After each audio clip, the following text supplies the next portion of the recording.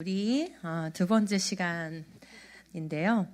두 번째 시간은 과학 얘기는 조금 줄이고 우리 이제 어르신들도 좀 잘 들으실 수 있는 내용으로 하겠습니다. 주제는 이제 언약 백성 키우기인데요. 제가 이제 이 주제로 강의를 준비하게 된 이유는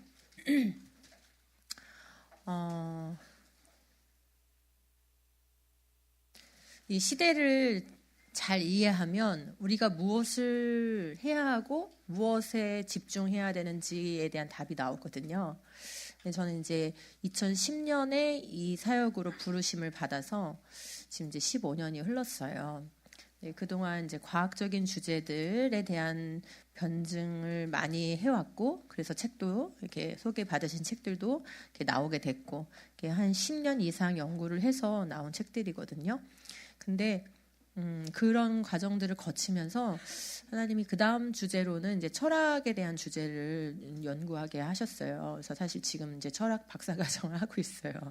예, 나이가 이래도 또 하나님은 하라면 해야 하잖아요. 그죠? 그러다가 이제 그거와 동시에 병행해서 이제 최근에는 어떤 생각을 하고 있냐면, 결국은 우리가 해야 할 일은 우리에게 맡겨준, 우리 가정과 교회에 맡겨준 그 자녀들에게, 다음 세대에게 우리가 믿는 바가 무엇인지를 명확하게 전달하고, 그리고 그 아이들이 스스로 생각해서 뭔가 자신의 인생을 살아갈 수 있는 그런 나이가 될 때까지 세포에다가 하나님의 말씀을 새겨주는 거, 그것이 우리가 해야 할 일이다라는 그런 이제 생각이 들었어요. 그래서 교육을 한다고 했을 때 보편적 교육이 있어요. 학교 교육을 통해서 복음을 전할 수는 없겠죠. 기독교 학교가 아닌 이상은. 그렇죠? 그러니까 보편적 교육은 아니에요. 그러면 우리가 왜 사회를 향해서 싸우고 또는 하나님의 말씀이 이 사회에 실현되도록 노력해야 되는 걸까요? 그거는 복음이 전달되어지는 이 환경을 좋게 만들기 위한 거예요. 그래서 이거는 상당히 우리의 관점에 의한 거예요. 무슨 말씀이냐면 우린 이 부분에 있어서만큼은 우리는 자기중심적이어야 해요. 근데 그게 곧 인류를 살리는 거고 나라를 살리는 거고 교회를 살리는 거예요. 그러니까 비진리하고 진리의 차이점은 뭐냐면 비진리는 그걸 위해서 열심히 노력하는 자들이 아까 보시니까 있잖아요. 진화론도 열심히 노력한 자들이 있으니까 여기까지 온 거잖아요. 제가 이제 오늘 이 강의를 통해서도 그걸 더 보여드릴 텐데. 그러면은 비진리를 위해서 노력하는 사람들이 열심히 노력해도 거기서도 열매가 맺혀지겠죠. 심는 대로 거두는 게 이 세상의 이치예요. 하나님 그렇게 창조하신 거예요. 그런데 이 비진리를 위해서 애쓰는 사람들이 수고해서 열매를 맺게 되면 그 열매는 몇몇 누군가에게는 유익을 줄지도 몰라요. 궁극적 유익은 아니지만 뭐 재산을 축적한다거나 권세를 더 얻는다거나 명예를 더 얻는다거나 하여간 그 당대의 자신에게 어떤 그래도 뭔가를 줄 수 있을지 몰라요. 하지만 더 보편적으로는 해악을 끼쳐요. 비진리는 항상 그런 열매를 맺어요. 근데 진리는 우리가 진리를 가지고 있기 때문에 진리는 사람들은 그러죠. 너희 교회에는 맨날 니네만 맞다고 그러지. 너는 독선적이야. 이렇게 얘기하잖아요. 왜 너희들만 믿어? 왜 우리한테까지 그거를 강요해? 이렇게 얘기를 하잖아요. 그런데 그런 말에 절대 우리가 위축돼서는 안 되는 게 무엇이냐면 진리는 진리를 위해서 열심히 우리가 수고하고 땀을 흘리잖아요. 그럼 그 열매가 있을 건데 거기에도 그 열매가 반드시 교회와 우리 가정을 유익하게 해요. 근데 그것만을 위해서 우리가 그걸 하는 건 아니에요. 예수님은 우리에게 뭘 하셨죠? 빛이라고 소금이라고 말씀하셨죠. 그게 진리의 특성이에요. 진리는 빛이고 소금이기 때문에 그 진리를 위한 수요가 우리 자신에게 우리만 배불리는 일에 쓰이는 게 아니라 모든 이들에게 유익을 끼친다 이 말이에요. 그러므로 우리가 이 진리를 위해서 하나님의 말씀을 위해서 하는 이 수고는 결국 뭐냐면 교회가 교회다워지고 그리고 복음을 잘 전할 수 있고 그리고 이 하나님의 말씀으로 우리의 다음 세대를 잘 키울 수 있는 환경을 조성하는 거예요. 근데 이 환경이 너무 잘 조성되어 있다 보니까 교회들이 와해됐어요. 긴장이 풀어졌어요. 그게 90년대부터의 우리의 증상이죠. 그죠? 그때부터 우리가 사실은 교육에 더 힘썼어야 되는데 와해돼 버린 거예요. 그러니까 우리에게 맡겨진 자녀들마저도 지키지를 못한 상황이 돼버린 거죠. 그렇게 해서 지금 시간이 몇십 년이 흐르고 나니까 한국 교회는 이 건물들과 땅들은 남아있지만 실질적인 교회의 능력, 복음의 능력을 이렇게 표출할 수 있는 그런 상태가 아닌 경우가 너무 많고, 이 자기 교회 하나를 지키기 위한 그런 데 몰두하는 모습들이 많이 보이는 거예요. 그래서 지금 제가 말하는 것은 본질적인 걸 얘기하는 겁니다. 우리가 교회 건물을 지키자 그런 얘기를 하는 게 아니에요. 우리에게 맡겨주신 자녀들을 하나님의 말씀으로 잘 양육하는 그 본질에 우리가 충실하게 돌아가야 된다는 얘기인데, 그게 단지 우리 자신만을 위한 것이 아니라 그 자체가 위대한 역사라는 것을 여러분이 조금 기억하셨으면 좋겠습니다. 자, 첫 번째 제가 두 덩어리로 말씀을 드릴 건데, 두 유산을 먼저 말씀을 드려볼게요. 우리는 모두 다 유산을 남겨요. 나 돈 없는데요, 나 재산 없는데요 라고 생각하시겠지만, 그런 유형의 재산도 있지만 무형의 재산도 있어요. 그리고 무형의 재산이 훨씬 크죠. 자, 그러면 제가 두 유산이, 지금 이 현대 사회를 지배하는 두 유산이 어떤 식으로 지금 왔는가를 한번 잠깐 보여드려 볼게요. 이 1600년대에 존 버년이라는 목사님이 있으셨어요. 들어보셨죠? 철로역정 다 아마 읽어보셨을 텐데, 철로역정은 내용이 복음을 받아들인 크리스천이 어떤 여정을 거쳐서 하나님 나라에 입성하게 되는가를 그리고 있는데, 성경적이고 매우 성경적이고, 그다음에 성경을 믿는 성도들이 이 땅에서 겪는 그 많은 일들을 굉장히 쉽고 그림 언어로 묘사를 하여 잘 전달했기 때문에 많은 사람들에게 그 성경을 잘 이해하고 그리스도인의 삶을 잘 이해하게 하는 그런 유익을 줬어요. 그래서 지금까지 많은 나라들의 성경이 번역되어 들어갈 때 그 다음으로 번역되는 책이 바로 철로역정이에요. 그만큼 1600년대부터 지금까지 전 세계에 굉장히 영향력을 끼친 그런 믿음의 유산이죠. 그러니까 존 버년은 우리에게 유산을 남겼는데, 무슨 유산을 남긴 거예요? 뭐 아파트 100억 이런 게 아니라 믿음의 유산, 그것도 물려주고 또 물려줄 수 있는. 내 말은 하고 나면 끝나요. 아까 들은 것도 지금 벌써 기억 안 나시죠? 근데 책은 어때요? 다음 세대로 계속 물려줄 수가 있어요. 예, 이런 우리가 계속 다음 세대로 물려줄 수 있는 좋은 유산들을 남겨야 되는데요. 자, 이분이 근데 이런 위대한 유산을 남긴 게 그렇게 쉬운 일은 아니었어요. 보세요. 이 위대한 유산을 남겼기 때문에 영국의 베드포드라는 이 버년이 살았던 동네에 가면 그의 동상이 세워져 있고, 그가 사역했던 교회도 남아있고, 그가 태어나서 세례받은 교회도 남아있고, 기념 박물관도 당연히 세워져 있어요. 그런데 뭐가 남아있냐? 12년 동안 투옥했던 감옥이 남아있어요. 그럼 이 사람은 왜 12년 동안이나 감옥에 투옥됐을까? 목사님이신데. 그죠? 궁금하시죠? 예. 자, 이 철로역정이 우리나라에는 언제 번역됐나 하고 찾아보니까 상당히 빨리 번역됐어요. 중국에는 1853년, 일본은 1879년, 한국에는 1895년에 번역된 거예요. 되게 빨리 번역됐죠? 이때는 아직 신구약 성경도 다 번역되기 전이에요. 일부의 몇 권 낫건 성경이 번역되던 시절인데, 그만큼 철로역정이 뭔 거예요? 전 세계에 복음이 처음 받아들여지는 나라에 쉽게 믿음이 무엇인지를 설명해주고 믿음의 삶이 무엇인지를 설명해주는 그런 책으로 많은 우리에게 도움을 주었다라는 것을 알 수 있어요. 그럼 이런 위대한 유산을 남긴 존 버년은 무엇을 선택한 건가? 그 사람은 신앙의 자유를 지키기 위해서 고난을 선택했고, 복음을 증거하기 위해서 고난을 선택했어요. 영국이 그랬던 적이 있나요? 네, 1600년대에 복음을 전한다는 이유로 고난을 선택해야 됐던 그런 때가 있었는데, 이 사람은 복음을 전해서 12년을 투옥됐는데, 이 사람이 그냥 평안하게 살다가 이렇게 투옥된 게 아닙니다. 첫째 딸 메리가 시각장애인으로 태어났고요. 이 사람이 복음을 전하다가 이렇게 핍박을 받고 있었는데, 체포되기 2년 전에 첫 번째 아내가 사망하게 돼요. 그래서 두 번째 아내를 맞이하게 됐는데, 이 엘리자베스는 번연의 석방을, 그러니까 결혼하고 얼마 안 있다가 남편이 투옥이 된 거예요. 그래서 이 석방을 위해서 막 노력을 하다가 첫 번째 아이를 조산하게 돼요. 그리고 이 번연이 아내에게 쓴 편지가 남아있는데 이런 말이 있어요. 당신은 이 세상에서 얼마나 큰 슬픔을 짊어져야 할지, 당신은 맞고 구걸하고 굶주림과 추위와 헐벗음과 수천 가지 재난을 겪어야 하는데 나는 당신에게 부는 바람조차 막아줄 수 없구나. 번연이 얼마나 안타까운 심정으로 이걸 썼겠어요. 지금 아내가 자기 대신 핍박을 받고 있는 거예요. 그리고 아무런 벌이가 없으니까 구걸을 하면서 그 첫 번째 부인이 낳은 자녀들까지도 케어하면서 그렇게 추위와 헐벗음에 지금 굶주리고 있는 그런 상황인 거예요. 자, 그런데 지금 번연은 뭐만 하면은 석방할 수 있냐면은 더 이상 내가 복음을 전하지 않겠다. 내가 더 이상 설교하지 않겠다라고만 말만 하면은 석방이 바로 그 자리에 되는 거였어요. 그러니까 번연이 제일 견디기 힘들었던 고통이 뭔지 아시겠죠?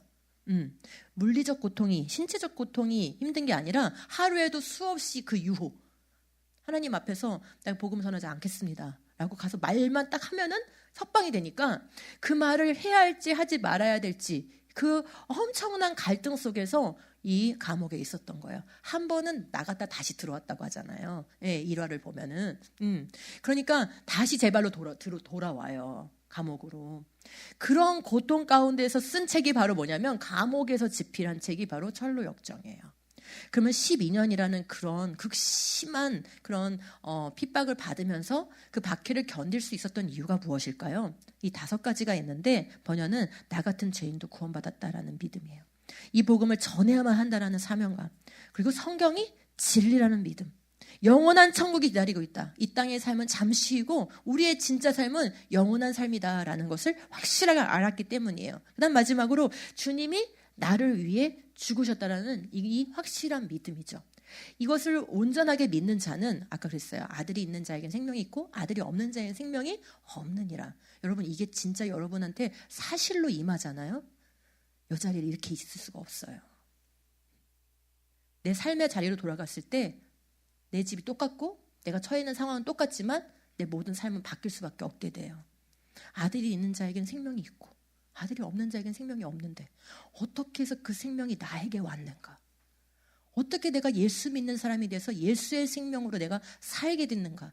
내가 어떻게 영원한 죽음에서 영원한 생명으로 건져졌는가? 나를 대신해서 예수님이 대신 죽으셔서 어떻게 나의 죗값을 다 치르셨는가? 내가 어떻게 그런 은혜를 받는 존재가 되었는가? 이 엄청난 사실 앞에 정말 하늘과 땅이 진동하는 그런 변화를 겪게 되는 거예요. 그러니까 그때부터는 이 생명은 내 생명이 아니구나. 왜요? 예수의 생명으로 내가 사는 거기 때문에 나는 예수와 함께 십자가에 죽었고 예수님과 함께 살았다라는 확실한 이 믿음의 고백, 이것이 복음의 믿음의 고백이죠. 이 복음을 진정으로 아는 자는 복음으로 인하여 내 생명의 주인이 바뀌게 돼요. 누구로요? 예수님으로요. 내 생명이 아니에요. 더 이상 내 인생이 아니에요. 내 시간이 아니고 내 돈이 아니고 내 에너지가 아니에요. 내 에너지를 누구를 위하여 어떻게 쓸 것인가를 다 주인이 결정하는데 그 주인이 예수님인 거예요. 그러므로 존 번연은 자기 입으로 나 더 이상 설교 안 하겠습니다. 요 한마디만 하면은 그 고난을 피할 수 있었음에도 불구하고 자기 주인을 부정할 수 없으니까, 내 생명의 주인을 부정할 수 없으니까 그 믿음을 끝까지 지킨 거고, 그 믿음을 지키는 가운데 그런 주옥 같은 고난 가운데 엑기스와 같은 그런 글이 나와서 책을 쓰게 된 거예요. 자, 또 하나의 유산을 말씀드려 볼게요. 두 번째 유산은 다윈의 유산이에요. 다윈도 유산을 남겼나요? 남겼죠. 다윈이 얼마나 대단한 유산을 남겼으면 다윈이 살았던 동네에 가면은 셔르베리가 다윈의 고향이라고 그래요. 가면 역시 다윈의 동상이 세워지고 다윈 기념 공원이 있고 심지어 다윈이 세례받은 기념교회도 있어요. 다윈도 교회를 다녔나요? 네, 좀 이따 말씀드려 볼게요. 다윈 기념 박물관도 있고 쇼핑센터마다 다 다윈 이볼루션 다 막 붙어 있는 거예요. 이렇게 다윈을 모르는 사람이 전 세계에 없을 정도로 다윈은 세상적으로 보면은 엄청난 유산을 남겼어요. 자, 우리가 다윈을 모를 수가 없는 이유가 지금 보세요. 동화책, 만화책, 영화, 교과서 할 것 없이 모두 다 이렇게 다윈의 진화론을 소재로 한 내용들을 콘텐츠로 만들어서 계속 영상을 통해서, 책을 통해서, 교과 과정을 통해서 전달하고 있어요. 그러니 이 유산은 지금 우리 모두가 물려받은, 우리가 원하지 않은데도 물려받은 그런 상속품이 됐어요. 자, 그러면 다윈은 무슨 유산을 물려준 건가? 생명의 기원이 하나님 없이도 설명될 수 있다는 유산을 물려준 거예요. 인간이 원숭이 같은 동물 조상으로부터 나왔다. 즉 너는 원래 기원이 네 발로 기던 동물이다라는 그 유산을 물려준 거죠. 이거에 입각해서 모든 교육은 이루어지고 있어요. 이렇게 해서 150, 60년이 흐르니까 그것이 사회를 점점 바꿨는데 일단 거짓된 기원론이 대중화되게 되었어요. 그게 설득력 있는 설명으로 받아들이면서 지식이 된 거예요. 그다음에 모든 것은 자연의 우연한 결과물이라는 인식을 확대시켰어요. 보편적인 인식으로. 왜요? 교육됐으니까. 그다음에 역사는 적자 생존에 의해 진행된다는 인식을 줬어요. 이게 어마어마한 역사를 일으킵니다. 진화는 적자 생존에 의해서 이루어진다라고 이 원리를 말했기 때문에 이 다윈의 진화론을 그대로 법칙으로 받아들인 정치인들이 나왔는데 그 정치인들이 누구냐? 다윈의 적자 생존을 그대로 정치에 도입한 사람들 누군지 아시죠? 바로 마르크스와 나치예요. 히틀러. 이런 사람들이 나왔어요. 적자 생존을 인류에다가 그대로 적용을 시킨 거예요. 그리고 부적합한 존재는 제거되는 게 자연의 이치다라는 인식을 우리한테 심어줘서 심지어는 이 1900년대 초반에는 어떤 법들이 만들어졌냐면 단종법이라고 해서 신체 부자유자나 유전병을 갖고 태어난 사람들은 아예 결혼을 해도 아기를 낳지 못하도록 강제 불임 수술을 하는 그런 단종법을 실제로 실행을 했어요.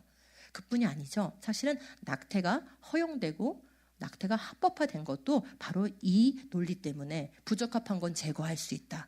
너의 인생을 위해서 불필요한 건 제거할 수 있다라는 이 논리가 먹혔기 때문이에요. 누구나 스스로 좋은 것을 결정할 권리를 갖는다. 왜요? 절대 주권자가 창조한 게 아니므로 누가 법을 제정해 주는 게 아니라 법을 누가 제정하는 거예요? 인간이 내가 원하는 대로 법을 제정하는 거예요. 이 놀라운 5가지 이 원리를, 이 세상을 완전히 뒤집어 놓는 원리를 사실은 다윈이 물려준 그런 상소품, 유산이라고 말할 수가 있는 건데, 다윈이 다녔던 교회가 있다 그랬잖아요. 다윈이 다녔던 교회는 우리와 같은 교회가 아니라 사실은 이단 교회인데 유니테리언이라는 이단이에요. 삼위일체를 인정하지 않고 교리가 굉장히 자유분방한데 그래도 교회라고 불리는 게 참 아이러니하죠. 근데 이 다윈은 다윈의 할아버지 때부터 이 유니테리언 교회를 다녔어요. 그래서 태어나서 아마 이 교회에서 세례를 받은 모양인데 지금 이 동네에 가면은 이 다윈이 다녔다는 이 교회 앞에 2개의 비석이 딱 세워져 있대요. 하나는 뭐라고 써 있냐면 다윈이 다녔던 교회. 하나에는 뭐라고 써 있냐면 바로 이 말이에요. 진정한 진리는 없다. 우리는 그것을 믿는다. 이게 교회 앞에 세워질 비석입니까? 그렇죠. 어떤 사상 속에 지금 진화론이 나왔는지가 너무나 분명하게 드러나는 것이죠. 결국 다윈이 남긴 유산을 3가지로 정리해 볼 수 있어요. 성경은 더 이상 진리가 아니다. 왜요? 생명의 기원을 설명할 수 있는 것은 진리가 아닌 거죠. 그 다음 모든 것은 자연의 우연한 산물이고 인간은 생물종에 불과하다는 유산을 남긴 거예요. 그럼 여기서 인간관이 바뀌게 되죠. 사람은 누구나 좋은 것을 스스로 결정할 수 있는 권리를 갖는다. 자, 첫 번째 건 진리관이라고 해요. 굉장히 중요한 거예요. 이런 건 꼭 우리 기독교인들이 알아야 되는 거예요. 진리를 가졌는데 진리관이 뭔지를 모르면 안 되는 거예요. 자, 인생을 살아가는 데 있어서 가장 근본이 되는 관점이 있어요. 그게 첫 번째는 진리관이에요. 무엇이 진리냐? 무엇이 옳으냐? 정의를 결정하는 거죠. 그죠? 그다음에 2번째 인간관이에요. 나는 어떤 존재인가? 그죠? 이거 결정하는 거예요. 인간의 정체성. 그 다음에 3번째는 뭐냐면 윤리관이에요. 내가 어떻게 살아야 할 것인가. 근데 내가 어떤 존재인가 알면 그 다음에 내가 어떻게 살아야 할 것인가가 거기서부터 나오기 때문에 2번은 3번을 결정할 수밖에 없게 되는 거예요. 그래서 1번, 2번, 3번은 별도로 떨어진 게 아니라 사실은 묶여져 있는 거예요. 근데 다윈의 진화론은 바로 이런 유산을 사회에 남기게 된 거예요. 자, 여러분 유산이 다윈은 죽었어요. 다윈이 여러분한테 직접 와가지고 진화론을 가르쳤나요? 그럼 여러분이 교과서에서 진화론을 배우고 이렇게 진화론을 완전히 둘러싸인 진화론 세계 속에 우리가 살고 있는 건 그 다윈의 유산을 계속 되물려서 유산으로 남긴 자들이 있다는 것이죠. 바로 그게 오늘의 포인트예요. 우리가 유산을 가지고 있어도 그 유산을 물려주지 않으면 유산은 단절되게 돼 있는 거예요. 그렇죠? 삼성이 오늘 망해봐요. 그럼 이재용은 물려줄 재산이 없게 됐죠. 그러면 잘 살려서 다음 세대에게 물려주려면 그걸 잘 경영해야 되는 거잖아요. 똑같아요. 정신적 유산과 신앙의 유산도 똑같아요. 다윈의 유산은 끊임없이 재생산됐는데 다윈과 당대에 살았던 사람들로부터 해서 지금까지 중에 중요한 사람 몇 명만 말씀드려 볼게요. 헤켈은 독일의 사람인데 아주 골수 진화론자예요. 그리고 여러분이 보셨던 요 그림 아마 교과서에서 비슷한 그림 보셨던 거 생각하실 텐데 이게 개통 반복설, 배 반복설이라 부르는 진화론 가설인데 요거 헤켈이 만든 거예요. 그런데 이건 틀린 이론, 조작된 이론이라는 게 이제 다 이미 밝혀져 있는 상황이고요. 근데 이 헤켈이 뭐라 말했냐? 헤켈은 물질과 에너지가 영원하다고 전제했어요. 여러분 이 말 한마디를 3글자로 바꾸면 물질과 에너지가 영원하다고 믿는 거 이걸 뭐라고 하나요? 맞습니다. 이게 바로 유물론이에요. 유물론은 곧 공산주의의 뿌리죠. 자, 그 다음에 자연 선택 이론은 동식물들은 물론 누구에게도 적용해야 된대요? 인간에게도 적용해야 된대요. 그래서 선택받은 소수만이 번성하며 대부분의 존재는 처참하게 굶주리고 비참하게 이렇게 도태되는 게 맞다는 거예요. 그래서 이 해켈은 후에 정치에 뛰어들어요. 그래서 뭐 할게요? 정치에 뛰어들어서 이 처참하게 굶주리고 비참하게 도태되어야 될 인간들이 너무 많아서 빨리 죽이는 약을 개발했어요. 먹으면 빨리 몸에 퍼져서 죽이는 독약을 개발했어요. 치클론 B라고 해요. 실제로 2억 명이 먹고 죽을 만큼이 개발되어 있었어요. 자, 이러한 그들의 극단적인 주장은 누구냐면 뒤에 나올 칼 세이건 부부인데요. 이 두 부부가 바로 이 해켈과 다인의 사상을 그대로 발전시킨 거예요. 그래서 이 사람들이 뭐라고 주장했냐면 1990년대에 태아의 초기 상태는 마치 뭐와 같대요? 물고기 상태와 같다는 거예요. 지금 누구의 이론을 갖다가 지금 쓰는 거예요? 네, 해켈의 이 조작된 이론. 근데 100년 후예요, 지금 이 칼 세이건은. 근데 100년 후인데도 계속 그 유산을 재생산하는 사람이 있는 거예요. 그래서 어차피 우리는 뱃속에서 진화를 반복하고 있는 중이고 초기 상태에 있는 물고기를 반복하고 있는 중이어서 물고기 상태의 태아는 죽여도 된다는 거예요. 이와 같은 논리로 낙태를 옹호하고 지지하고 앞에서 선두주자로 끌었던 거예요. 자, 바로 이 사람들이 칼 세이건 부부인데 칼 세이건은 그럼 원래 직업이 뭘까요? 이 사람은 예일대학교의 천체 물리학 교수였어요. 그러니까 머리는 똑똑한 사람이에요. 얼굴도 잘생겼죠? 그래서 TV쇼를 많이 진행했는데 이 사람이 진행했던 코스모스라는 책이 아주 유명하고 그다음에 TV 프로그램 아시죠? 그죠? 1980년대 90년대에 굉장히 선풍적인 인기를 얻었던 그런 사람이에요. 이 사람이 나와서 맨날 이 쇼를 할 때 뭐라고 했냐면 우주는 존재하는 모든 것이고 과거에 존재했던 모든 것이며 미래에 존재할 모든 것이다. 이 사람에게는 우주가 신이에요. 그죠? 존재하는 모든 것이라는 거예요. 이것도 역시 세 글자로 줄일 수 있어요. 우주가 전부다라는 사상이 뭐예요? 유물론. 아, 역시 우리 아침교회 성도님들 대단하세요. 이렇게 대답 나오는 교회 별로 없어요. 네. 그래서 물질이 영원하다라는 사상도 유물론.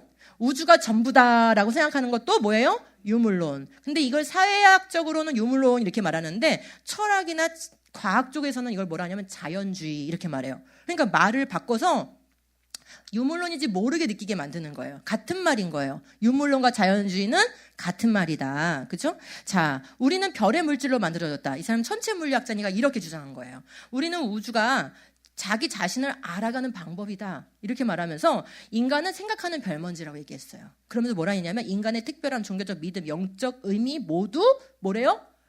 망상이다. 너는 별 먼지로부터 만들어진 존재야. 너가 특별하다고 생각해? 너가 하나님의 형상이라고? 너에게 영혼이 있다고 생각하니? 망상이야. 이렇게 얘기한 거예요. 자, 그래서 이런 생각이 그냥 끝났냐? 1980년대, 90년대에 미국에서 얘기하고 끝났냐? 아니요. 우리 교과서, 우리나라 교과서, 고등학교 1학년 교과서 제목이 뭐예요? 별에서 온 우리. 이건 천재교육 교과서인데 다른 교과서에는 생각하는 별 먼지, 칼 세이건이 한 말 그대로 써 있어요. 이게 우리 학교에서 아이들에게 가르치는 단원 제목이에요. 그냥 지금 뭘 주입하고 있는 거예요? 말은 진화론을 가르치고 있는 건데 세 글자 다시 뭘 주입하고 있어요? 그렇죠. 예. 그러니까 우리 아이들의 세계관 속에는 유물론이 지금 계속 깔리는 거예요. 그리고 나와서 또 유튜브에 EBS, KBS 막 동원해서 다큐멘터리 만들고 과학자들을 등장시키죠? 우리는 별들의 뭐래요? 언제 우리가 별들의 후손이 됐어요? 몇 년 전까지만 해도 오스트랄로피테쿠스의 후손이랬어요. 근데 이제는 더 나가서 뭐의 후손이에요? 별먼지의 후손이에요. 큰일 났네요. 아담의 후손이 아니라 이렇게 됐어요. 그러면서 이 사람들이 부부가 이렇게 얘기한 거예요. 6개월이 되기 전에는 인간으로 볼 수 없으므로. 왜요? 물고기 같은 상태니까. 그 전에 낙태는 정당하다. 이런 논리를 이렇게 유명한 과학자가 나와서 이런 말 한마디 하는 게 얼마나 사회의 파장이 큽니까? 자, 지금 유산이 계속 재생된다는 게 보이십니까? 지금 아까 유산을 남긴 사람은 1800년대에 죽었어요. 근데 지금 이거는 1900년대 얘기예요. 1990년대 얘기인 거예요. 아, 이렇게 100년 이상 유산을 계속 물려주는 거예요. 자, 그 다음에 1960년대에 털없는 원숭이라는 쓴 동물학자 이 데즈몬드 모리스라는 분이 있어요. 여러분 지금 우리나라 말로는 조금 너무 거시기 하니까 털없는 원숭이 이렇게 번역했는데 원래는 더 naked ape예요. 그러니까 인간을 뭐라고 부르자는 거예요? 벌거벗은 원숭이. 너는 다른 존재 아니야. 그냥 벌거벗은 원숭이에 불과해. 이러면서 생물종을 주관적인 오만함을 버리고 인간을 주관적 오만함 버리래요. 그게 무슨 뜻이냐면 말을 좀 어렵게 했는데 그냥 너 독특한 존재 아니란 뜻이에요. 그 오만함을 좀 버리라는 거예요. 그냥 너는 그냥 동물이라는 거예요. 털없는 원숭이라고 규정할 것이다. 여러분 이런 말이 과학적인 용어라고 생각드시나요? 아니에요. 여기에는 함축되어 있는 말이 뭐냐면 너는 영장류에서 나온 존재니까 얘들아 영장류의 본능으로 살아. 괜찮아. 너무 고상하게 살려고 하지 마. 너무 이것저것 지키려고 하지 마. 뭐 이것대로 안 하면은 뭐 지옥 간다고? 그런 거 없어. 영장류의 본능대로 살아. 괜찮아. 지금 이렇게 우리 젊은이들에게 얘기를 하는 거예요. 자, 그런데 바로 지난달에 2025년 11월 5일 날 이런 동화책이 우리나라에 나와버렸어요. 어린이를 위한 털없는 원숭이. 데즈몬드 모리스를 좋아서 쭉쭉 빠는 사람들이, 유명한 과학자들이 우리 아이들에게 읽힐 그림을 아주 예쁘게 그려서 너는 털없는 원숭이란다. 이렇게 그 동화책을 만들어서 냈어요. 그랬더니 데즈몬드 모리스가 또 축하글을 써서 보냈는데 제가 한번 읽어볼게요. 동화나 모험담이 아니라 우리가 어디서 왔고 앞으로 어떻게 살아가야 하는지에 대한 진짜 이야기란다. 아이들한테 이렇게 얘기해 주는 거예요. 이 책이 가장 어린 털없는 원숭이인 너에게 세상을 이해하는 첫 열쇠가 되기 바란다. 너무 감미롭죠? 저는 이걸 보고 너무 많이 울었어요. 정말 아이들에게 전달되고 있는 교육 과정과 컨텐츠들을 보면요. 눈물밖에 나오지가 않고 솔직히 속이 울렁거려요. 어떻게 감히 우리 귀한 아이들에게, 우리의 하나님의 자녀들에게 너는 가장 어린 털없는 원숭이란다. 이런 말을 할 수가 있어요. 여러분 동의가 되십니까? 그 누구도 내 자식에게, 우리 교회에 맡겨준 이 귀한 아이들에게 넌 털없는 원숭이야. 넌 동물종에 불과해. 이런 말 할 자격이 없습니다. 그런 자격을 그들에게 허락해주면 안 되는 거예요. 자기들이 배 아파서 낳습니까? 왜 내 자식에게 자기들이 털없는 원숭이라고 불러요? 그죠? 우리는 그런 걸 절대 허락해서는 안 됩니다. 여러분 그런데 이게 전천후적으로 지금 밀려오고 있어요. 여러분 저학년의 품격이라는 책 시리즈가 있더라고요. 제가 그 얘기를 좀 하고 싶었는데 아주 그냥 마침 잘 만났어요. 앤서니 브라운이라고 우리 유치부 아이들 안 읽는 애가 없습니다. 앤서니 브라운 책. 근데 앤서니 브라운 책은 항상 주인공이 뭐예요? 고릴라, 나 침팬지예요. 지금 여기 보시면 고릴라라는 이 책의 그림인데 이 고릴라로부터 아이의 머리로 빛이 비치잖아요. 그러니까 지금 누구의 조명하심을 받고 있는 거예요? 우리는 성령의 조명하심을 받고 진리의 조명하심을 받아야 되는데 영장류 동물로부터 조명하심을 받아야 너는 어떤 존재인지 알 수 있고 네가 어떻게 살아야 될지 알 수 있단다라는 게 여기 다 들어있는 거예요. 이 그림 한 장에 들어있는 거예요. 근데 그림이 이제 워낙 색깔이 아름답고 하다 보니까 많은 사람들이 이렇게 미술관도 열고 전시회도 열고 동화책도 막 이렇게 많이 팔리고 그래요. 근데 그 미술관 전시된 그림 중에 하나 보면은 섬뜩하죠. 우리 아이 머리맡에 지금 누가 서 있는 거예요? 고릴라가 또 서 있어요. 너를 자나깨나 지켜주는 건 누구란다? 주무시지도 졸지도 아니하시고 우리 하나님이 지켜주시는데 지금 고릴라가 지켜주는 거예요. 이런 사상들이 그림을 통해서 우리 아이들에게 그냥 이렇게 전달이 되면서 동물이 나의 곁에 있거나 내가 영장류와 함께 있다거나 영장류로부터 인간이 비롯됐다라는 것이 이상하지 않게 느껴지게 만드는 거죠. 아주 어릴 때부터 말이죠. 그러더니 이제 저학년의 품격이라는 그 책 시리즈가 있는데 그 책 시리즈 중에 하나가 제목이 이거예요. 우리 엄마는 고릴라. 실제로 고릴라가 등장하는 건 아니고 이 세네카라는 그 아프리카 나라에서 이제 흑인 엄마가 왔던 모양이에요. 그래서 행복한 가족의 조건은 국적과 생김새가 아닌 서로가 서로를 사랑하고 응원하는 마음이다라는 걸 전달하는 동화책이래요. 근데 벌써 냄새가 나죠. 무슨 냄새가 나요? 여기에 동성애자를 등장시키거나 아니면은 무슨 그런 걸 등장시키지 않았어요. 그렇지만 다양성과 인권을 가장해서 가족의 형태는 다양할 수 있다라는 것들을 심어주다가 그러다가 최근에 KBS에서 뭘 방영하고 있어요? 게이 아빠, 레즈비언 엄마, 비혼 출산한 엄마가 다 나와가지고 토크쇼를 하고 있죠. 아, 이렇게 가족의 형태는 다양할 수 있는 거야. 이게 사랑하는 거야. 가족은 사랑하는 걸로 만들어지는 거야. 이렇게 전달이 되는 것이죠. 하여 우리 아이들에게 자연스럽게 어릴 때부터 이 PC 교육과 젠더 이데올로기가 들어갈 밑바탕을 만들고 있는 거예요. 네. 자, 앤서니 브라운의 이런 책들은 전부 다 이렇게 고릴라는 침팬지, 동물이 이렇게 주인공으로 이렇게 나오고 아주 존귀하게 이렇게 그려집니다. 그래서 제가, 이분의 배경이 무엇일까 굉장히 이제 궁금해가지고 좀 검색을 해보니까 바로 아까 제가 말씀드렸던 그 동물학자, 너는 털없는 원숭이야 라고 책을 썼던 그 데즈몬드 모리스하고 아주 이 시대가 겹치더라고요. 데즈몬드 모리스가 바로 그 벌거벗은 원숭이를 출판했던 1967년에 이 앤서니 브라운은 디자인을 전공하고 대학을 딱 그때 졸업했어요. 그러면서 이 데즈몬드 모리스가 사실은 동물학자만 한 게 아니라 미술 화가도 하거든요. 근데 무슨 화가를 하냐면 초현실주의 화가를 하고 있어요. 지금도 살아있어요. 그래서 지금 이 미술책을 썼는데 예술적 원숭이에요. 미술책의 이름이. 오로지 이 사람들은 원숭이, 고릴라, 침팬지 모든 게 히스토리가 걸로 연결이 되는 거예요. 근데 바로 그 초현실주의로 그 동화를 그린 사람이 바로 누구예요? 앤서니 브라운이에요. 네. 해서 이 데즈몬드 모리스가 이렇게 말해요. 사람을 동물로 보는 것에는 모욕적인 것이 없다. 그 이상하게 느끼지 말라는 거예요. 우리는 결국 동물이다.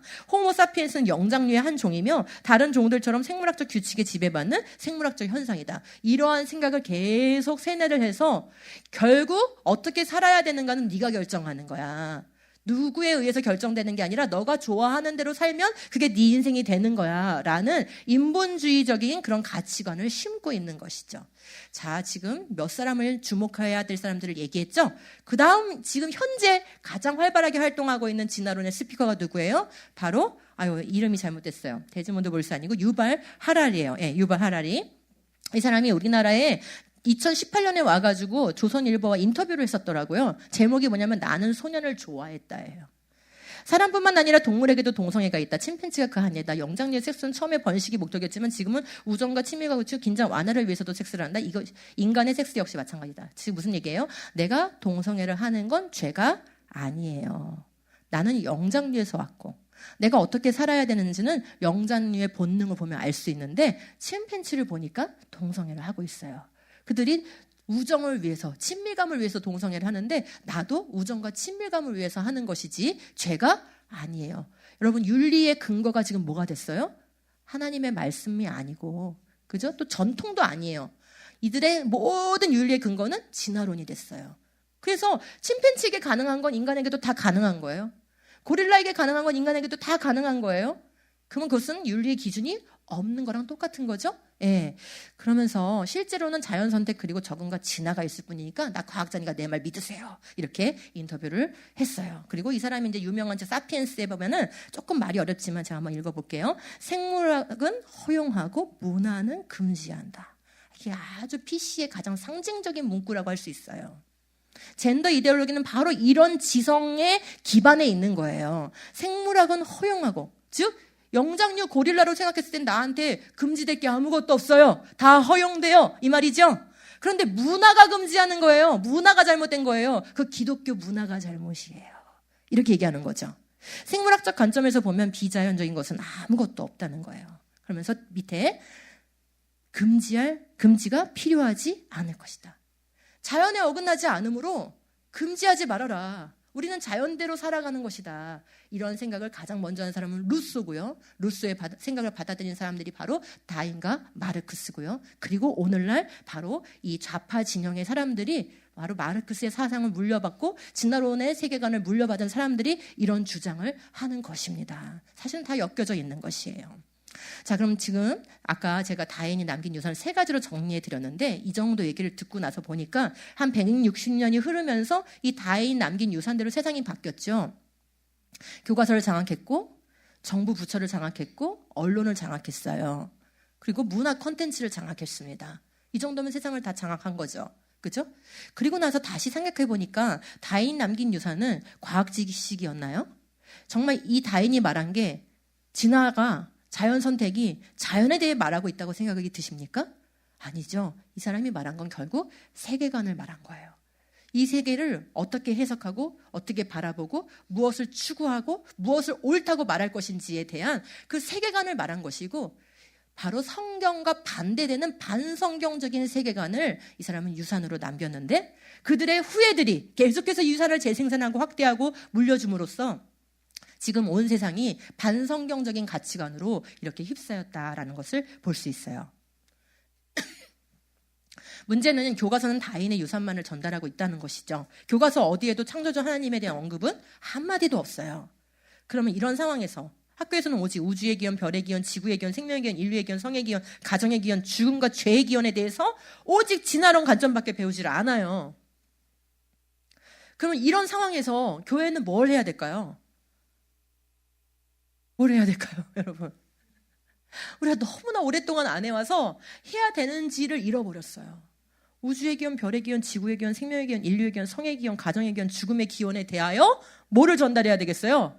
성경을 가르쳐야죠. 그거에 대해서 성경은 뭐라고 가르치고 있는가를 체계적으로 교육을 해야 되는데, 그 반대의 내용을 계속 수십 년 동안 학교에서 배우고 있는데도 교회는 그 교육을, 반대되는 교육을, 성경적인 교육을 하지 않아 온 거예요. 컨텐츠도 개발되어 있지 않았어요. 이 일을 계속 유산을 물려주는 사람이 있어야 되는데 유산이 끊겨버린 거예요. 그러니 우리 다음 세대들은 학교 가면 진화론 배워, 사회 나가도 진화론, 다 진화론인데 교회에 와가지고 1년 중에 창조에 대한 설교는 들을까 말까예요. 지금 대부분의 교회가 그렇습니다. 주일학교 교육에서 차계적으로 이루어지고 있나요? 그렇지도 않아요. 그러니 이 유산을 물려받을 수가 없는 거고, 창조 질서를 지키는 일에 어떤 동기가 부여가 될 수가 없는 것이에요. 왜요? 지식이 들어가야 확신이 생기고, 확신이 들어가야 그것에 따라서 자신의 행동을 어떻게 할 것인가, 무엇을 추구할 것인가, 이것이 결정되는 건데, 아무런 지식이 주어지지 않기 때문에 아무런 확신도 주어지지 않는 것이죠. 나라가 왜 이렇게 됐을까요? 올해 여름에 36주 된 아이를 낙태한 것을 영상을 올려서 문란이 일어난 일이 있었죠. 국가가 살인을 부추기는 것, 날 세운 만상낙태 추진 우려, 심지어 이번 정부에서는 만상낙태를 가능하도록 법을 개정하려고 하는 움직임들을 계속 보여왔죠. 또 아예 그냥 이제 수술도 없이 약만 먹으면 낙태가 되는 그런, 외국에서 이런 낙태 약물을 그냥 무제한으로 수입하고자 하는 그런 법을 또 계속 제정하려고 시도하고 있죠. 약물 낙태. 그런데 의사협회에서는 수술보다도 더 위험하다고 이렇게 경고를 하고 있는 상황이에요. 여러분, 이런 소식들이 우리나라에서 보통 우리가 이런 소식을 우리나라에서 접하고 살 것이라고 우리 어르신들 생각조차 못했던 일이 너무나 급속도로 이루어지고 있는데, 우리나라는 낙태법이 폐지됐기 때문에 그 이후에 이런 혼란 상황들이 벌어지고 있어요. 우리 젊은이들의 생각은 왜 이렇게 달라졌을까요? 자, 지금 갤럽이 계속 이걸 조사하고 있어요. 갤럽이 조사하는 것 자체가 의도가 있어요. 쭉 추적돼서 이렇게 보면은, 지금 얘는 최근 데이터까지 제가 가져온 건데 23년 데이터가 최악이었어요. 그리고 25년은 다행히 좀 글쎄 계엄의 효과가 있을까요? 이런 문제에도 잘은 모르겠는데 23년 데이터가 지금 최고조였는데, 보세요. 18세에서 29세 남성이 동성 결혼 법자에 찬성하는 게 52%, 여성이 77%. 동성애도 사랑의 한 형태라고 응답한 사람이 남성이 63%, 여성이 89%였어요. 그러니까 그 상태에서 조금만 더 갔으면은, 그쵸? 밀어붙여서 이거를 합법화하는 논리로 쓸 수도 있었겠죠. 근데 지금 올해 최근에 10월에 결과가 나온 걸 보니까 조금 떨어졌더라고요. 그런데 그럼에도 불구하고 지금 이 박스를 한번 보시면 이게 18세에서 29세, 그 다음에 30대, 40대가 박스를 묶인 거예요. 제가 왜 박스를 묶었냐면은 그 밑에 50대, 60대, 70대하고는 이 20, 30, 40대는 비율 자체가 완전히 달라요. 그러니까 점진적으로 증가한 게 아니라 70대, 60대는 잘 생각하지 않는 것을 갑자기 우리의 40대, 30대, 20대는 그렇게 생각하게 된 걸로 바뀐 거예요. 여러분, 이렇게 생각이 급격하게 바뀌는 건 자연스러운 변화가 아니라 외부로부터의 투입이죠. 문화 콘텐츠를 통해서든 교육 과정을 통해서든 무언가 통해서 투입이 됐기 때문에 생각이 확 전환이 되게 만들어진 것이죠. 예, 그러니까 이거는 의도적인 것이지 자연스러운 생각의 변화가 아니라는 것을 알 수 있어요.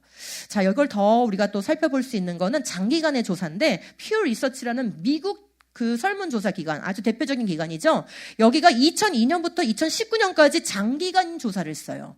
이런 장기간 조사니까 더 신뢰가 되는 거예요. 여기 보면은 한국의 경우 연령층에 의한 태도 차이가 매우 컸는데 19세에서 29세의 젊은 층 79%가 동성애에 사회적으로 수용되어야 된다고 밝힌 반면 50대와 그 이상의 연령층에서는 23%밖에 안 돼요. 그래서 세대 간의 차이가 얼마나 된다는 거예요?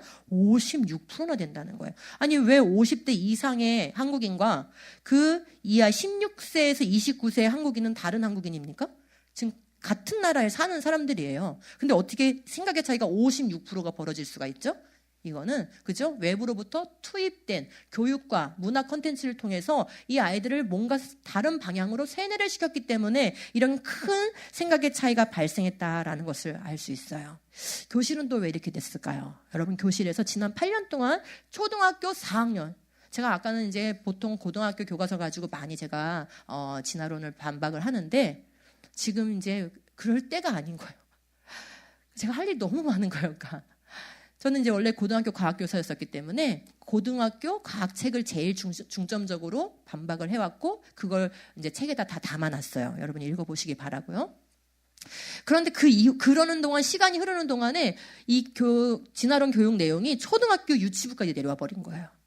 그래서 제가 올해는 유치부 교육과정을 만들어서 보급할 수밖에 없었어요.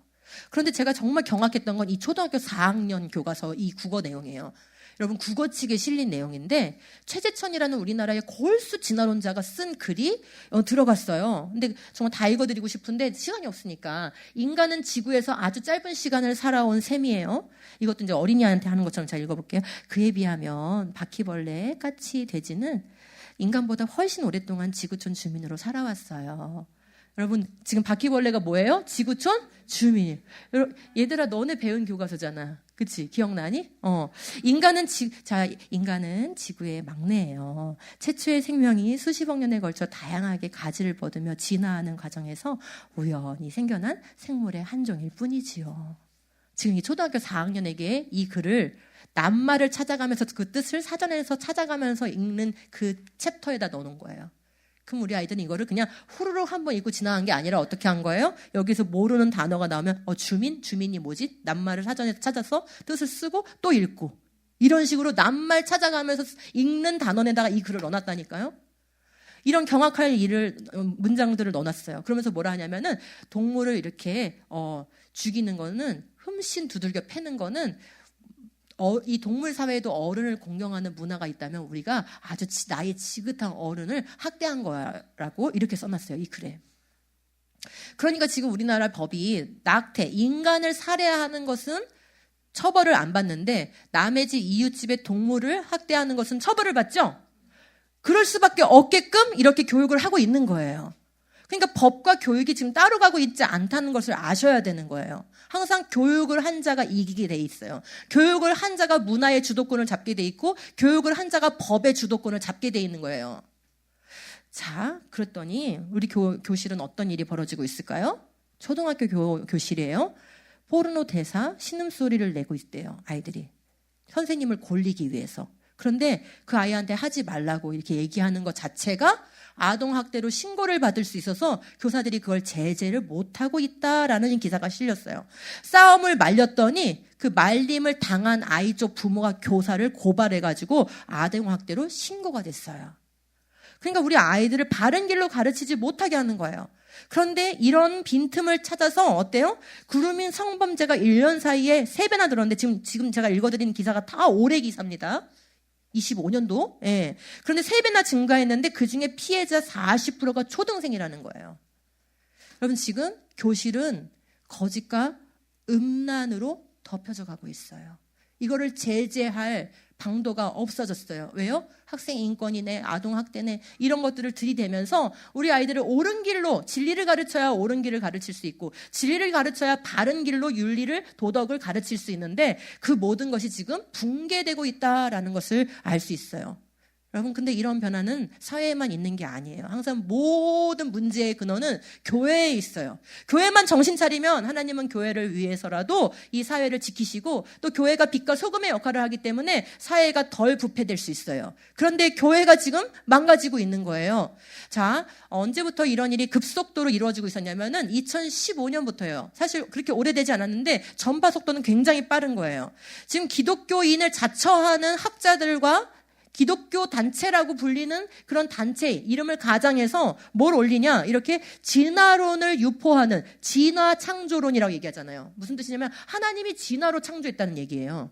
하나님이 수십억 년 동안 빅뱅을 일으키시고 생물을 만드시고 그 다음에 또 종들을 만드시고 이렇게 해서 인간이 진화되도록 이렇게 놔두셨다는 거예요. 근데 여기서 하나님이 이렇게 개입을 하지 않고 자연적으로 진화가 되도록 그렇게 하나님이 하셨다는 거예요. 너무나 그럴싸하게 들리는 이런 거짓 이론들을 만들어서 유튜브에 실어놓고 우리 아이들에 끌어들이고 있어요. 그 다음에 이 유튜브 세계에서만 그런 게 아니라 신학교가 이미 오래전부터 수십 년 전부터 벌써 이런 징조가 있었는데, 창조를 제대로 6일 창조를 가르치지 않고 진화와 섞어서 가르치는데, 이걸 유신 진화론이라고 얘기하죠. 자기들은 진화 창조론이라고 부르는데 원래 용어는 유신 진화론이에요. 이 유신 진화론을 가르치는 신학자가 있었던 거예요. 그래서 서울신대에서 그 교수를 징계를 하게 됐는데, 여러 번의 수년에 걸쳐서 이렇게 주의를 주다가 이것을 주의를 지키지 않음으로 인해서 징계를 하게 됐는데, 어떻게 됐을까요? 전국에 있는 조직신학자 54명이 모여가지고 그 박영식 교수, 유신진화론을 가르친 그 교수를 두둔하는 성명서를 발표했어요. 그럼 이 지경이 됐으면, 이거 작년에 있었던 일이거든요. 이 지경이 됐으면 전국에 있는 조직신학자 54명이 모였으니까 그분들이 흩어지면 전국에 있는 신학교에서 가르치시는 분들이잖아요. 그러면 우리 신학교에서는 지금 뭘 가르치고 있다는 거예요? 예, 유신진화론을 두둔하고 있다는 거예요.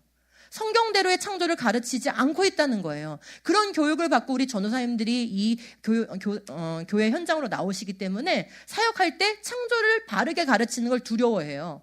본인들이 배운 내용이 일단 없고, 그 다음에 그것을 그렇게 가르치면 안 되는 것 같은 그런 분위기 속에 교육을 받았기 때문에 그래요. 그러다가 이제는 좀 이게 이러한 것들이 몇 년 지속이 되면서 좀 먹히니까 이제는 아예 CBS에서 잘잘법이라는 프로그램을 통해서 계속 유신진화론을 유포하는 그런 교수나 학자들을 데려다 놓고 계속 영상을 만들었어요.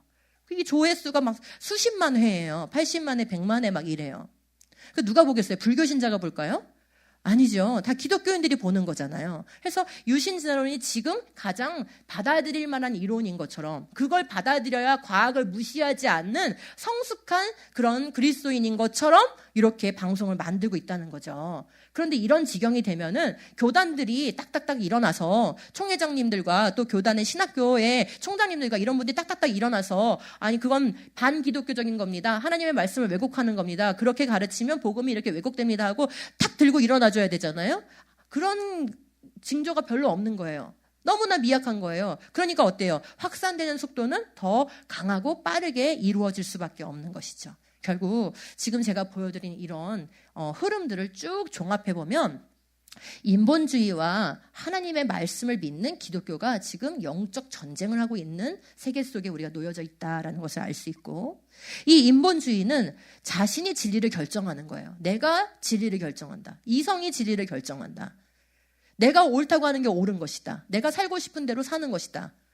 내 보기에 좋은 대로 사는 것이다 라는 걸 결정하는 곳이 바로 인본주의 진영인 거예요. 그러면 인본주의 진영에서는 반드시 그 근거로 무엇이 필요할까요? 진화론이 필요해요. 왜요? 내가 어떻게 존재하게 됐는가, 그 근거가 있어야 내가 내 마음대로 인생을 결정할 수 있고 법을 결정할 수 있고 가치관을 결정할 수 있는 근거가 되는 것이죠. 내가 만약에 누군가로부터 창조가 됐다면 나는 그 법을 결정할 근거가 나에게 없는 것이에요. 그러므로 인본주의 진영은 반드시 진화론이 필요하고 진화론 교육을 해야만이 인본주의 진영을 확대시킬 수가 있어요. 그건 지금 지난 150년 동안 성공한 거예요. 100년 이상을 계속 진화론 교육을 했더니 어때요? 이 인본주의 진영에서 맺고 싶은 열매를 다 맺어서 이제 전 세계가 이러한 인본주의에서부터 나온 악한 그런 사상과 문화로 인하여 몸살을 앓고 있는 것이에요. 그런데 교회는 뭘 하고 있었을까? 지난 100여 년 동안. 지금 뭐 하고 있냐면 인본주의 진영은 전략적으로 싸운 거예요. 너네 이웃 돕지 마. 이렇게 말할 수 없죠. 너네 전도하지 마. 민주주의 국가에서는 그렇게 말할 수 없죠. 그러니까 계속 뭐 했냐면 너네 창세기가 틀렸어. 너넨 창세기가 틀렸어. 창세기는 신화야. 창세기는 전설이야. 진화가 맞아. 진화는 과학이고 창조는 신앙이야. 라는 이 프레임. 여러분 다 이 프레임에 걸려 계실걸요? 창조는 신앙이고 진화는 과학이야. 그죠? 이 프레임으로 지난 150년 동안 계속 싸운 거예요. 그러니까 창조를 믿는다는 건 교회 안에서만 말해야 돼. 교회 밖에 나가거나 교실에선 절대 말할 수 없어. 교실에선 당연히 진화를 가르치는 거고 다큐멘터리도 EBS에서 당연히 진화가 나오는 것이고 국회에서도 창조를 말하면은 안 돼. 이 프레임에 다 걸려 있는 거예요. 그거를 내어주니까 어떻게 된 거예요? 우리의 모든 윤리의 근거가 되는 이 창조를 내어주니까 그 다음에는 창조를 지키지 못하였으므로 창조 질서를 지킬 수가 없는 지경에 이르게 된 거죠. 이제 다 보이십니까? 예, 이게 구도예요. 누가 유산을 잘 지키고 있습니까? 누가 유산을 잘 물려주고 있습니까? 우리는 진리의 유산을 가지고도 이 진리의 유산을 잘 지키고 물려주는 일에 좀 소홀했다라는 것을 알 수 있어요. 이들에게는 끊임없는 진화론 교육이 필요해요. 그것이 그들의 지배 방식이에요. 이 세상을 인본주의로 지배하려면, 전체주의로 지배하려면, 유물론으로 지배하려면 뭐가 필요해요? 진화론이 필요해요. 그래서 절대로 이들은 진화론 교육을 포기하지 않을 거라는 것이에요. 여러분 이걸 안다면 우리는 뭘 해야 돼요? 눈에 불을 켜고 창조신앙 교육을 해야 되는 거예요. 거기서부터 창조 질서가 가르쳐지는 거고 하나님의 법을 우리가 어떻게 따라야 되는지가 나오는 것이에요. 거기서부터 생명의 주인이 누구신지가 나오게 되는 것이에요. 인생을 어떻게 살아야 되는지가 나오는 것이에요. 모든 것이 이 창조를 근거로 하여 나오는 것이기 때문에 창조신앙 교육을 교회가 체계적으로 적극적으로 하지 않고서는 이 싸움을 절대 이길 수가 없습니다. 자, 두 번째 덩어리. 위대한 유산을 남길 결심을 우리가 해야 되는데요. 자, 다시 주먹 쥐고. 자, 뭐라고 말해야 되죠? 제가 해보겠습니다. 예. 하나님은 그 마음을 받으시는 거거든요. 여러분, 노아가 정말 대단한 공학 기술을 가지고 있어서 방주를 지었을까요? 하나님이 다 보여주잖아요. 어떻게 지어야 될지. 노아는 뭐만 한 거예요? 순종만 한 거예요. 예. 하나님이 원하시면 저는 힘없고 나약하고 부족하지만 제가 한번 해보겠습니다. 하나님은 그 중심을 보시는 거거든요. 오늘 우리에게 위대한 유산을 남길 결심이 있어야 되는데 교회는 어떤 유산을 남겨야 하며 다음 세대에게 무엇을 가르쳐야 할까요? 우리의 영적 참된 유산이 무엇인지 보면 예수 그리스도에 대한 온전한 사랑과 하나님 말씀에 대한 순전한 믿음을 물려주어야 한다. 자, 이 말을 한 케넴이라는 이 분은 누구냐?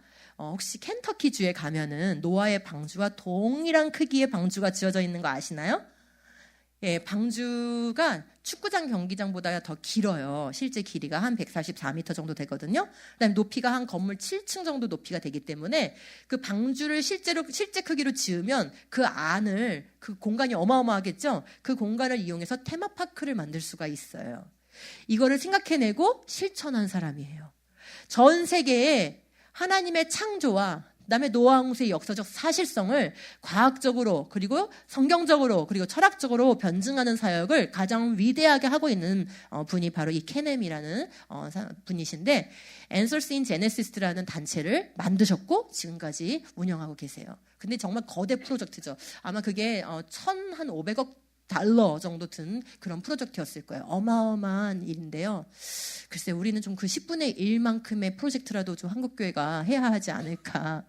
예, 그런 생각이 드는데 하여간 해냈어요. 이분이. 그분이 하는 얘기예요. 우리가 예수님에 대한 그 온전한 사랑과 하나님의 말씀에 대한 순전한 믿음을 바로 우리가 물려줄 건 그거라는 거죠. 그래서 존 번연도 사실은 5가지의 이 신앙 때문에 영적 유산을 남길 수 있었는데 그중에 가장 중요한 건 바로 성경의 진리라는 이 믿음입니다. 우리 한번 같이 읽어볼까요? 박스 시작. 후대에 남기만한 가치 있는 유산은 바로 하나님에 대한 신실한 믿음이다. 우리가 결정한 것은 그 믿음 위에 설 것인지 아닌지의 문제인 것이다. 네, 맞습니다. 우리는 그 말씀이 옳은가 틀린가를 결정할 자리에 있는 게 아닙니다. 그러면 이미 말씀 위에 이성을 올리는 것이에요. 그죠? 우리는 그 믿음을 지킬 것인가 아닐 것인가만 결정하면 되는데 이것은 오늘날에만 있었던 일이 아니라 여호수아 시대도 똑같이 있었어요. 여러분 여호수아 시대에는 무엇이 적이었어요? 지금 우리는 이 진화론 세계관, 유물론 세계관이 적이에요. 인본주의 세계관이 적이에요. 근데 여호수아 시대에는 바로 가나안 종교가 적이었어요. 이 가나안 땅을 뒤덮고 있는 이 아모리인들의 종교, 그것이 너무나 음란했고 너무나 우상 숭배가 철저했기 때문에 그게 적이었어요. 근데 여호수아와 함께 이스라엘 백성은 가나안을 벌써 정복했고 들어가서 정착해서 살고 있거든요. 근데 정착해서 살고 있는데 여호수아가 이러는 거예요. 그러므로 이제는 여호와를 경외하며 온전함과 진실함을 그를 섬기라. 너희의 조상들이 강 저쪽과 애굽에서 섬기던 신들을 치워버리고 여호와만을 섬기라. 그럼 지금 무슨 뜻이에요? 지금 이스라엘 백성이 가나안 땅 정복해가지고 이 가나안 땅의 신들 그리고 애굽에서 섬기던 신들 그걸 아직도 뭐하고 있다는 거예요? 안 갖고 있으면 치우라는 얘기 안 하겠죠? 아직도 가지고 있는 거예요. 아직도. 그래서 이 아모리 신들과 애굽의 신들을 아직도 숭배하고 있어서 그거를 치워버리고 여호와만을 섬기라 이렇게 얘기합니다. 만일 여호와를 섬기는 것이 너희에게 좋지 않게 보이거든 너희 조상들이 강 저쪽에서 섬기던 신들이든지 또는 너희가 거주한 땅에 있는 아모리 족속의 신들인지 너희가 섬길 자를 오늘 택하라. 오직 나와 내 집은 여호와를 섬기겠노라 하니. 우리 여기 계신 우리 청소년들과 우리 청년들에게 한번 물어보고 싶어요. 이 세상에서 여러분의 친구들과 또 이 세상의 문화가 좋게 보이십니까? 좋게 보이면 그걸 택할 수밖에 없어요. 그죠? 우리는 무엇을 좋아하고 싫어하는 거, 혐오하고 불혐오하는 거, 그죠? 요거를 우리가 정서적으로 길러지게 되는 거예요. 그러니까 어릴 때부터 사실은 말씀에 입각해서 나는 무엇을 좋아할 것인가, 무엇을 좋아하지 않을 것인가. 이것이 우리의 정서가 숙달되어야 하는 것이지, 어느 날 갑자기, 내가 갑자기 하나님의 영을 탁 받아가지고, 그냥 딱 보면은 이건 싫은 거고, 하나님 이건 좋아하시는 거고, 이건 싫어하시는 거고, 이게 딱딱 결정되는 게 아니라는 것이에요. 이거는 어릴 때부터 훈련을 통해서 익혀지는 것인 거예요. 그래서 여러분이 이 세상에 그런 하나님이 싫어하는 문화나 이런 친구들의 그런 동료 문화들이 만약에 좋아 보이면 어쩔 수 없이 그쪽을 따라갈 수밖에 없다라는 것을 기억하셔야 돼요. 예. 자, 그러므로 로마서로 넘어왔어요. 그러므로 하나님께서 그들을 마음의 정욕대로 더러움에 내버려 두사. 지금 마지막 시대 망하게 될 그때에 대한 그 이야기를 하고 있는데 지금 이 로마서에서 계속 강조하는 게 있어요. 정욕대로 더러움에 내버려 두신다는 거예요. 근데 이 일은 무엇과 항상 같이 오냐면 그들의 몸을 서로 욕되게 하셨으니 이는 무엇과 같이 오냐면 그들이 하나님의 진리를 뭘로 바꿔요? 거짓 것으로 바꾸어 피조물을 조물조도보다 더 경배하고 섬김이라. 아까 지금 뭐라 그랬어요? 바퀴벌레가 주민이고 동물 세계에도 어른을 공경하는 문화가 있다면은 그 동물들을 학대하는 거라 그랬죠? 바퀴벌레 잡으면 어른을 흠씬 두들겨 패는 거라고 그렇게 교과서에 써 있어요. 그러니까 지금 진리를 거짓 것으로 바꾸니까 피조물을 더 경배하고 섬기게 되는 것이에요. 주는 곧 영원히 찬송할 이시로다. 아멘. 이 때문에 그들을 보세요. 진리를 거짓으로 바꾸니까, 창조를 진화로 바꾸니까 이거예요. 이렇게 진리를 거짓으로 바꾸는 일이 일어날 때 그것 때문에 뭐가 일어나요? 그들을 부끄러운 욕심에 내버려 두셨으니 곧 그들의 여자들도 순리대로 쓸 것을 영리로 바꿨으며 밑에 음욕이 불릴 듯 하매 남자가 남자와 더불어 부끄러운 일을 행하며. 무슨 말인지 다 아시겠죠?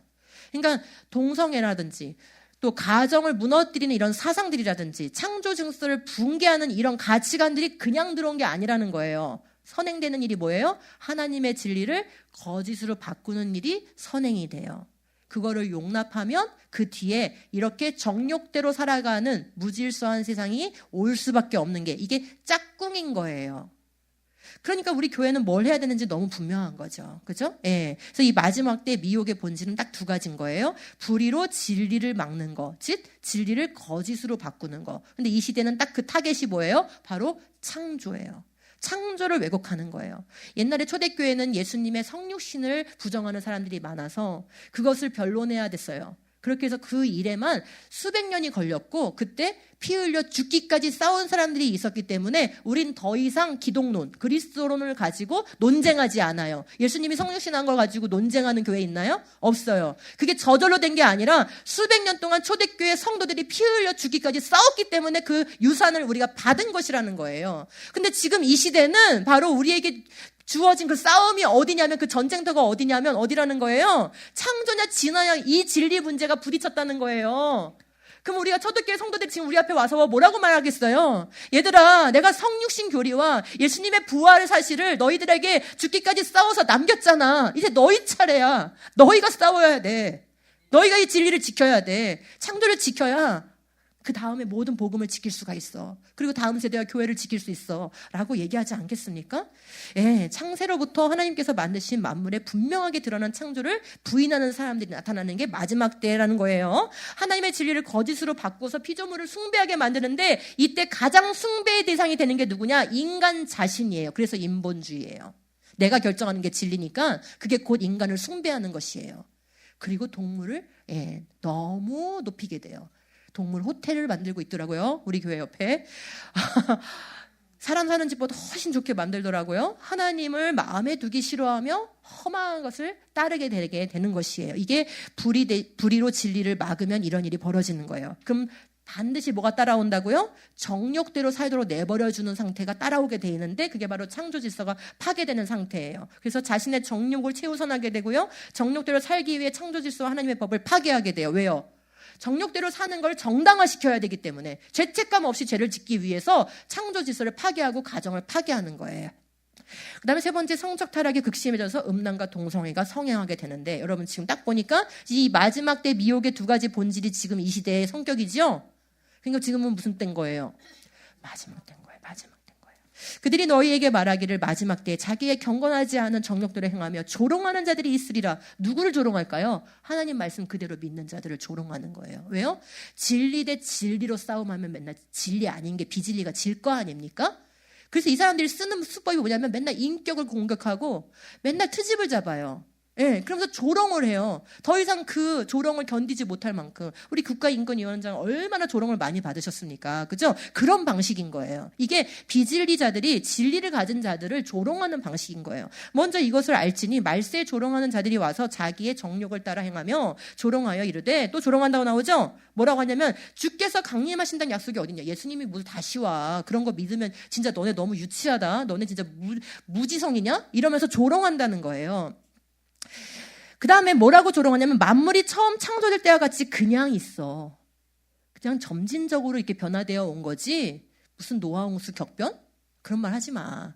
창조? 그런 말 하지 마. 그냥 자연이 그냥 있는 것이야. 바로 오늘날 진화론적 사고, 바로 이 균일선이라고 하는데 이거를 학교에서는 동일가정설이라고 배우고 있어요. 중학교부터. 바로 이게 이미 베드로후서에 예언되어 있는 내용이에요. 만물이 그냥 있다니 이런 사상이 유행하게 될 것이다 라고 이미 예언이 되어 있어요. 그런 시대를 우리가 살고 있다는 게 놀랍지 않습니까? 이게 말세의 징조라고 말하고 있는데 말이죠. 그러니까 우리는 깨어야 할 때인 거예요. 누구든지 이 음란하고 죄 많은 세대에서 보세요. 계속 지금 반복되는 거 제가 지금 계속 확인시켜 드리는 거예요. 음란의 문제, 동성애의 문제, 가정 파괴의 문제가 단지 그거 하나로 동떨어져서 보면 안 된다는 걸 자꾸 말씀드리는 거예요. 그 시대, 그런 세태가 왜 생기는 거냐면 나와 내 말을 부끄러워하기 때문에. 즉 하나님의 말씀을 창조 6일 창조 믿는 게 부끄러운 거예요. 야, 너네 성경 다 족보대로 계산해봤자 6,000년, 8,000년밖에 안 된다더라. 지구가 46억 년인데 너네는 그걸 믿니? 말을 못하는 거예요. 기독교인들이. 주님의 말씀을 믿는 게 부끄러운 거예요. 나는 그렇게 믿어. 이러이러한 근거가 있어. 근데 너희들은 근거가 있니? 너희들 거 조사해보니까 이러이러한 문제점이 있더라. 말할 수 있잖아요. 왜 말 못합니까 우리가? 그죠? 예, 우리가 그냥 우기는 것도 아닌데 논리 정연하게 설명하면 되는 것이에요. 그리고 그래도 설득이 안 되는 건 어쩔 수 없죠. 네, 하지만 우리가 설명할 준비를 하는 것은 우리의 책임인 것이에요. 그래서 주님의 말씀을 부끄러워하지 않아야 되는 것이에요. 자, 이렇게 음란하고 하나님의 말씀을 부끄러워하는 이런 세대에 우리가 살게 될 것을 이미 예수님이 말씀하셨어요. 그러면서 뭐라 하셨냐면 그렇게 너 내 말을 부끄러워하지? 그러면 인자도 아버지의 영광으로 거룩한 천사들과 함께 올 때에 그 사람을 부끄러워할 거야. 네가 내 말을 부끄러워했는데 어떻게 내가 너를 자랑스러워할 수 있겠니? 이렇게 말씀하시는 거예요. 자, 우리 아침교회 성도님들은 모두 다 우리 주님 만나는 날 내가 너를 정말 자랑스러워한다. 이런 시대에도, 이 말세에도 너가 하나님의 말씀을 정말 자랑했지, 하나님의 말씀을 지키기 위해서 수고했지, 정말 나는 너를 너무나 자랑스러워해, 너무 수고했다 하고 안아주시는 그런 성도들이 되시길 바랍니다. 그래서 우리가 남길 유산을 이제 분별을 하실 수 있을 거예요. 진리를 거짓으로 바꾸고 음란한 이 세대에서 하나님의 말씀을 부끄러워하지 않는 이 참된 믿음을 우리가 이 교회를 통해서 다음 세대에게, 그리고 이 대한민국에게 물려줄 것인가, 아니면 그냥 불의로 진리를 막도록 그냥 놔두고 미혹되도록 놔두고 그래서 결국 정욕대로 살다가 망하게 되는 그런 교회와 나라를 물려줄 것인가. 너무나 엄중한 질문입니다. 우리에게 달렸습니다. 우리 윗세대도 아니고요, 바로 우리 세대에게 주어진 과제입니다. 내가 왜 이런 시대에 태어났나 그런 생각하지 마시고 이 마지막 때를 감당할 하나님이 그런 믿음의 용사로 우리를 세웠다라는 그런 자부심을 가지시길 바랍니다. 어느 편에 설 것인가? 성경에 기초한 진리와 생명과 자유를 유산으로 남길 것인가? 아니면 비도덕적인 무질서와 허무한 죽음과 우상숭배를 유산으로 남길 것인가? 결국 유물론에 사로잡혀 사는 사람들은 항상 입에 달고 사는 게 뭐냐면 그냥 어차피 한번 죽는 건데, 이 말을 달고 살아요. 어차피 한번 죽는 건데. 그러니까 이 생에는 그냥 자기가 마음대로 살 수 있다는 거예요. 그 다음에 이 생에 좀 살다 보니까 좀 잘 안 됐어. 그러면 야, 다음 생에 잘 살아보지. 이게 유물론 세계관에 길들여진 사람들이 하는 말인 거예요. 사실은 그 속에는 뭐가 들어있는 거죠? 허무함이 있는 거죠. 근데 그 허무함에 대한 정답을 모르고 있는 불쌍한 영혼들인 것이에요. 그래서 우리가 싸운다고 얘기할 때 우리가 정말 이렇게 무력으로 싸우는 게 아니라는 거 아시죠? 우리의 싸움은 보이지 않는 것들에 대한 싸움이에요. 영적 싸움인 거예요. 기도로 싸워야 되고요, 말씀으로 싸워야 되고요, 지식으로 무장해서 설명함으로 싸워야 되고요, 그리고 외쳐야 될 땐 또 외쳐야 되겠죠. 하지만 우리가 무슨 폭력으로 싸운다 그런 뜻을 얘기하는 게 아닙니다. 그죠? 이런 영적 전쟁을 우리가 하여 영적 유산을 남겨야 하는 것이죠. 지금까지 쭉 설명을 들어보시니까 이 시대에 놓여져 있는 우리의 진리 싸움, 이 영적 싸움은 창조를 가르치지 않고는 결코 이길 수 없다는 것을 알게 되셨을 거예요. 왜요? 창조가 모든 이 세계관의 근거가 되기 때문에 그렇습니다. 첫 번째, 우리 시대에 하나님의 말씀의 신실성을 지키는 믿음의 싸움터는 바로 창조와 처음 역사를 성경대로 지키는 거예요. 성경대로 가르치는 거. 그게 바로 창세기 1에서 11장입니다. 요거를 성경대로 사실적으로 사실 역사로 가르칠 수 있도록 교회들이 준비가 되어야 되고요, 그 일을 실제로 행해야 돼요. 사실 근데 이게 너무나 어려운 일이라서 저에게 하나님이 참 오랫동안 이걸 숙제로 주셨어요. 제가 이제 대학교 3학년 때, 조금 시간 써도 되는 건가요? 지금? 끝나야 되는 건가요? 네, 그러면은 이제 대학교 때 얘기는 안 하겠습니다.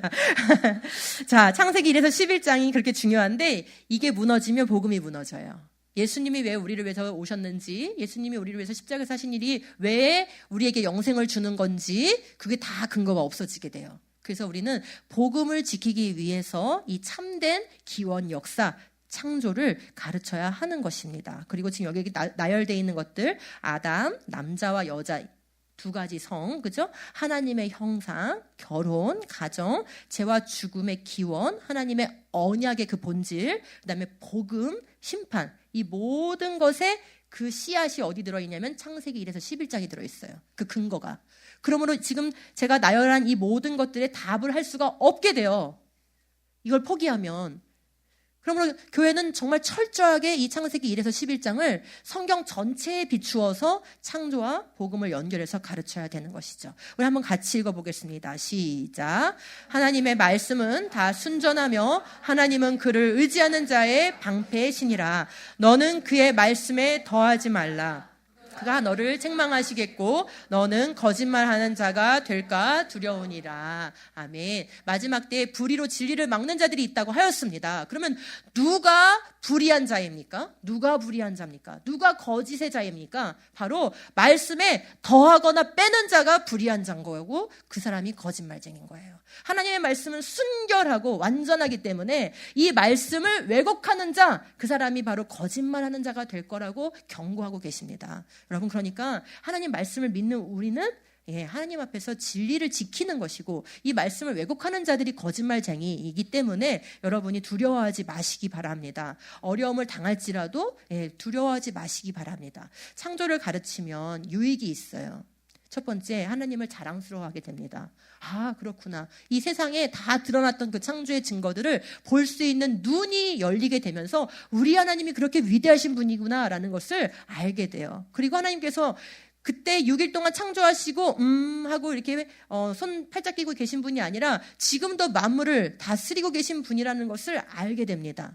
일단 모든 능력과 지혜가 바로 하나님께로부터 온다라는 것을 알게 돼요. 그래서 하나님에게서 오지 않은 지식에 대하여 분별할 수가 있게 되는 것이죠. 내 생명과 인생의 주인이 하나님이심을 고백하게 돼요. 이게 참된 신앙인 것이죠. 세상에 하나님 외에 두려워할 것이 없음을 알게 돼요. 왜요? 이 우주 만물을 지으셨고 지금도 다스리시고 통치하고 계시고 역사를 주관하시는 분을 눈으로 선명하게 보게 되기 때문에 세상이 두렵지 않게 되는 것이에요. 하나님의 법을 존중하게 돼요. 그리고 참과 거짓에 대한 거룩한 분별력이 생기게 됩니다. 우리를 죄와 죽음에서 건져내신 예수 그리스도를 통해 주어진 산소망이 무엇인지 알게 돼요. 여러분, 세례를 받고 집사님이 되고 권사님이 되고 장로님이 되신 분들 중에서도 안타깝지만 산소망이 무엇인지 모르는 기독교인이 지금 너무나 많아요. 왜 그러냐면 그게 바로 유물론 세계관과 인본주의 세계관에 자기도 모르게 젖어 있기 때문에 이 영원한 생명을 지금 이 세상에서 누리게 되는 이 산소망이 무엇인지를 잘 몰라요. 근데 창조를 교육하면 생명의 근원이 무엇인지를 분명하게 알게 되고 죽음이 무엇인지를 분명하게 알게 되기 때문에 구원이 그냥 뚱그런 잡는 추상적인 이야기가 아니라 오늘 나에게 살아 움직이는 약동하는 산소망으로 역사하게 돼요. 이게 다 창조를 가르칠 때 일어나는 그런 유익함들이에요. 그러므로 교회는 반드시 창조를 가르쳐서 복음을 더욱 영화롭게 하고 이 땅에 살아가는 그리스도인들을 더 힘있게 해야 하는 것입니다. 우리가 남겨야 할 가장 중요한 유산은 바로 하나님 말씀 그 자체, 이 그대로를 전하는 것. 이게 우리가 해야 할 가장 중요한 일이다라는 말씀을 드리겠습니다. 우리 박스글 한번 같이 읽어보겠습니다. 시작. 하나님은 거룩하시고 영원하시다. 하나님의 말씀은 변하지 않은 진리이며 거짓이 없다. 이 믿음 위에 견고하게 세워지는 아침교회가 되어지기를 간절히 바랍니다. 아멘. 네, 제가 잠시 기도하도록 하겠습니다. 우리 다 같이 모였으니까요. 제가 기도 제목 드릴 때 우리 함께 합심하여 한 번만 기도했으면 좋겠는데요. 하나님 오늘 특별한 이런 순서를 통하여 생명의 기원에 대해서 듣게 되었고 또 우리가 남겨야 할 유산이 무엇인지를 보게 되었습니다. 우리가 사회에서 일어나는 일들을 파편적으로 보았을 때는 그냥 여러 악인들이 악한 일들을 꾸미고 주장하는 것처럼 보였지만 이것을 근거를 다 이렇게 가지고 살펴보니까 결국은 하나님의 말씀을 반대하는 반성경적인 그런 사상들을 꾀한 자들에 의하여서 그들의 유산이 계속 되물려져서 세상이 이렇게 하나님을 반역하는 문화와 교육과 정치를 이루고 있구나라는 것을 알게 되었습니다. 이런 세상 가운데 우리가 믿음을 지키려면, 복음을 지키려면, 그리고 다음 세대와 교회를 지키려면 그 무엇보다도 이 모든 믿음의 근간이 되는 창조신앙을 바르게 회복하고 그 가운데서 창조 질서를 지켜나갈 힘을 얻어야 된다는 것을 알게 되었습니다. 이 시간 우리가 함께 기도할 때 하나님 우리 아침교회와 한국의 모든 교회들이 깨어나서 하나님의 말씀으로 돌아가고자 하는 그런 간절한 열망이 생기게 하여 주옵소서. 창조신앙부터 바르게 체계적으로 정말 진지하게 우리 자녀들을 다음 세대를 가르쳐서 교회가 하나님의 말씀의 터 위에 견고하게 세워지게 하여 주옵소서. 우리가 싸우는 모든 힘이 우리의 어떤 인간적인 의지에서 나오는 것이 아니라 바로 진리의 힘에서부터 나오게 하시고 그 거룩을 재생산해내는 우리 아침교회와 한국교회가 되게 하여 주시옵소서. 우리 다 함께 주여 한번 부르고 기도하겠습니다.